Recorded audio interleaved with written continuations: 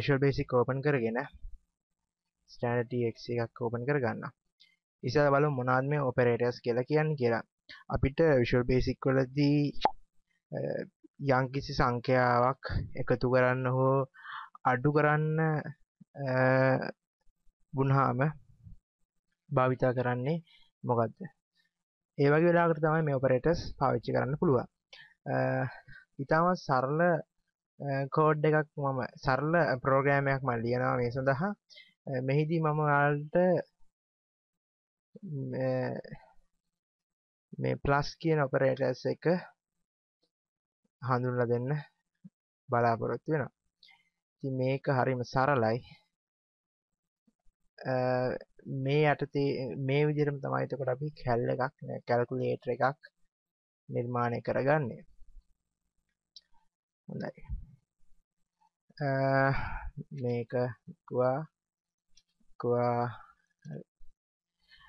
මේකට මම text box 1 එකට මම දෙනවා txt1, මේකේ නම txt2, මේක txt3.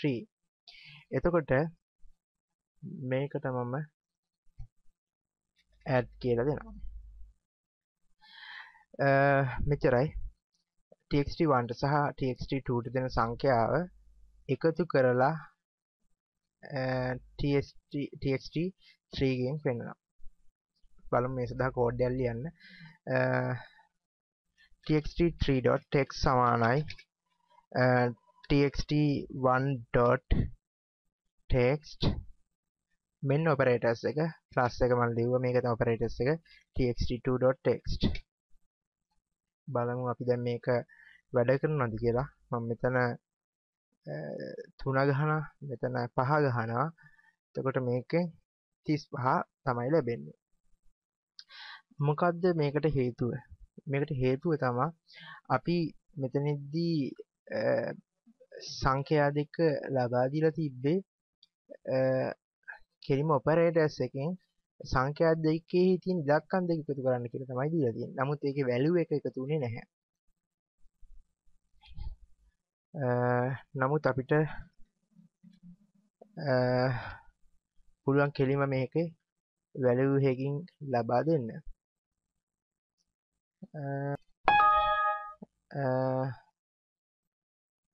මෙතන නැවතත් කෝඩ් එක මකනවා. නැවතත් මම txt3.text සමාන කරනවා value එකකින් තමයි මම මෙදාපාර data එක ගන්න. එතකොට value එකක් හදාගන්නේ val කියලා val කියලා type කරලා මේකේ වරහන්නක් ඇතුලේ අපේ value එකට අදාළ වෙන part එක type කරන්න ඕනේ. දැන් txt1.text සමානයි plus වරහන වහලා ආයෙත් අනිත් එකේ එකත් value එකක් විදිහට ලබා ගන්නවා txt2.text. හොඳයි. දැන් බලමු 3.5 දුන්නාම 35 දෙන්නේ කියලා. 3.5 දුන්නාම 8 අපිට ලැබුණා. ඉතින් මේ විදිහටම තමයි මම මේක add වෙනුවට plus ලියනවා.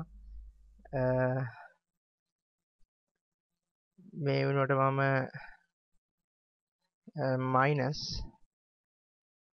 එතකොට minus එකේ මම මොකද ලියන්න බලමු. copy minus එකේ මම මේ අගේ paste කරනවා. මම මෙතන txt1 එක වෙනුවට 2 දීලා 2 එක 1 කරනවා. ඒකට හේතුව තමයි අපි විශාල සංඛ්‍යාවකින් අඩු කරන්නේ කුඩා සංඛ්‍යාව. ඒ හින්දා තමයි ඒක මම එහෙම වෙනස් කරන්නේ. මොකද txt1 එකට මම ලොකු සංඛ්‍යාව දෙනවා 10න් අඩු කරනවා. ඔව් 3ක් විදිහට එහෙම අපිට දෙන්න පුළුවන්. දැන් බලමු 10න් මම 3ක් අඩු කරනවා. මෙතන අපි අඩු කිරීමේ මෙතන දාන ලකුණ මම ඉවත් කරනවා. ලේබල් එකක් දීලා තිබ්බේ 10න් අඩු 3ක්. මෙතන 10න් අඩු 3ක් 13ක් වුණා. ඒකට හේතුව මොකද්ද? මෙතන මම දීලා තිබ්බ operators එක plus එක. මේක මම minus කරන්න. නැවතත් මම බලමු 10න් අඩු කරලා 3ක් එතකොට 7ක් එනවා.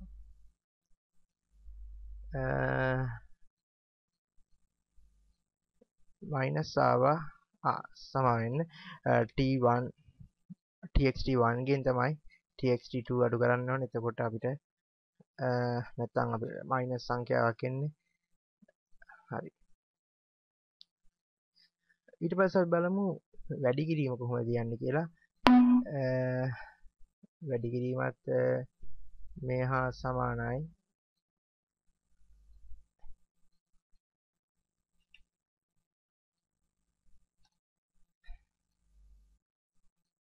දැයි මේ කෝඩ් එකම ඉස්සරහට අරගෙන යන්නයි තියෙන්නේ. මෙතෙන්ට මම ස්ටා කියන ලකුණ දානවා. දැන් බලමු 2යි 2යි වැඩි කරලා ඊට ඉස්සෙල්ලා මෙතන හරි 2යි 2යි වැඩි කරාම 4යි කියලා එනවා. ඔව් හරියටම අවුලක් නැහැ, කිසි වෙස්සයක් නැහැ. මේ විදිහට බෙදන්න පුළුවන්ද කියලාත් බලමු.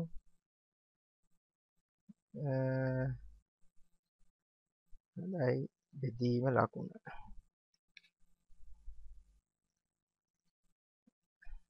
මේ කෝඩ් එකක්ම කොපි කරලා දානවා මෙතෙන්ට.